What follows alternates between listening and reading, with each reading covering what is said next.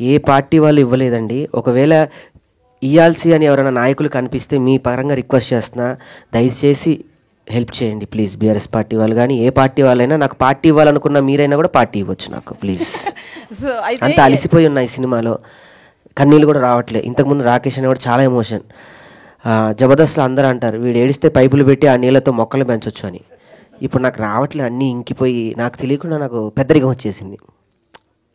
So అయితే elections టైంలో మీరు రోజా గారికి సపోర్ట్గా ఉండడంతో కొంతవరకు ఒక గ్యాప్ అనేది వచ్చింది. ఇటు పవన్ కళ్యాణ్ కావచ్చు, జనసేన నాయకులకు కావచ్చు, వీళ్ళందరికీ మీకు మధ్య. సో ఇప్పుడు ఏపీలో కూడా ఈ మూవీ రిలీజ్ అవుతుంది. సో అట్లా కూడా ఒక్కొక్కసారి ఒక్కో మూవీ మీద పెద్ద పెద్ద హీరోలకు కూడా అది ఎఫెక్ట్ అయిన సిచ్యువేషన్స్ మనం చాలాసార్లు చూసాము. సో ఇప్పుడు మీది ఏమనిపిస్తుంది? పెద్ద హీరో కాదే నా మీద ఎఫెక్ట్ పడడానికి. పిచ్చుక మీద బ్రహ్మాస్త్రం ఇస్తే ఏమవుతుందండి? బ్రహ్మాస్త్రం నేను నా మీద ఎందుకండి అస్త్రాలు? సినిమా తీశాను, అందరూ వచ్చి చూడండి అని రిక్వెస్ట్ చేస్తా తప్ప వీళ్ళు చూడాలి వాళ్ళు చూడాలి అనేది నాకు లేదండి. ఏ పార్టీకని సంబంధం లేదు. రోజా గారు అంటారా, నేను ఇప్పుడు అనసూయ గారు చిన్నప్పటి నుంచి చూశాను, ఆవిడ నన్ను చిన్నప్పటి నుంచి చూసింది. నాకు పార్టీ సంబంధం లేదు. నా ఇంట్లో గడపలోకి నా కూతురు బుట్ట కూడా ఫస్ట్ చూడడానికి రోజా గారే వచ్చారు. గడపలో నుంచే బయట వదిలేస్తుంది రాజకీయం అనేది. గడప దాటాక ఇంట్లోకి రాగానే మా అమ్మ రోజమ్మ నా జడ్జి, నాకు అన్నం పెట్టింది, నా కష్టాల్లో డబ్బులు కావాలంటే ఇచ్చింది.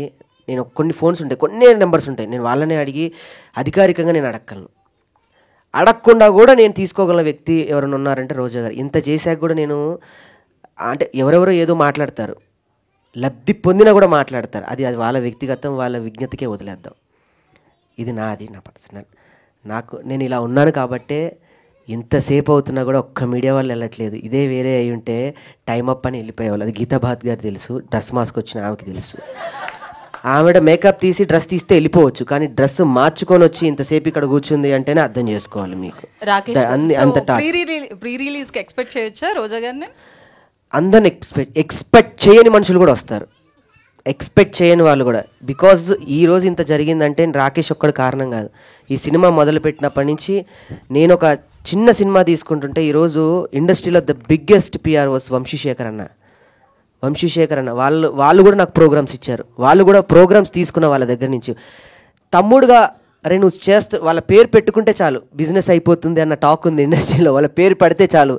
అలాంటిది అన్న నేను నీ పేరు పెట్టుకుంటున్నా అంటే అలా ఓకగా నేనుంటా అన్న. ఎవరన్నా అయితే వాళ్ళ బ్రాండ్ వాడుతున్నాం కదా, కథ ఏంటి, వెనక కథాగనం ఏంటి, అసలు ఏం చేయబోతున్నావు, నీ వెనక ఎవరున్నారంటారు. వాళ్ళు ఒక్క మాట అడగకుండా వంశీశేఖర్ అన్న నాకు చేశారు. వంశన్న థ్యాంక్స్ అన్న, లవ్ యూ. ఇంకొక చెప్పాలి అంటే చెప్పచ్చో లేదో తెలియదు, రీసెంట్గా వాళ్ళ నాన్నగారు శివైక్యమయ్యారు. ఇంట్లో నుంచి బయటికి రావద్దు, నా తమ్ముడు కోసం అని వచ్చాడు ఆయన. ఇంతకన్నా నేనేం చెప్పాలండి. Thank you. రాకేష్ గారు అండ్ సుజాత గారు, first of all congratulation for the baby girl and all the best for this movie.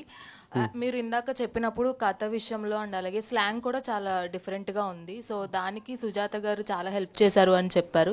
So ఆవిడ పార్ట్ ఏంటి, రియల్ స్టోరీ అని కూడా చెప్పారు మీరు, విలేజ్ బ్యాక్ డ్రాప్ లో. సో ఎలాంటి ఈ కథ అనుకున్నప్పుడు ఒక రైటర్ అన్నప్పుడు కూర్చోబెట్టి ఒక డిస్కస్ చేశా. అదంతా వేరే, ఆ అబ్బాయి ఏదో చేసే తర్వాత మనం ఒక ఇల్లు కట్టుకోవాలి అనుకున్నప్పుడు ఆర్కిటెక్ట్ చాలా మారుస్తూ ఉంటాడు.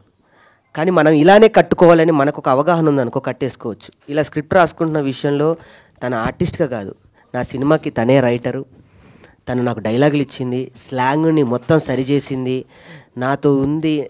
మనం ఒక ప్రోగ్రామ్ చేస్తుంటే 100 చికాకులతో అరిచేస్తూ ఉంటాం. అలాంటిది సినిమా తీస్తూ ఆమె ఎన్నిసార్లు ఇబ్బంది పెట్టుంటా. దట్టు ఆవిడ అప్పుడు ప్రెగ్నెన్సీ టైంలో ఉంది.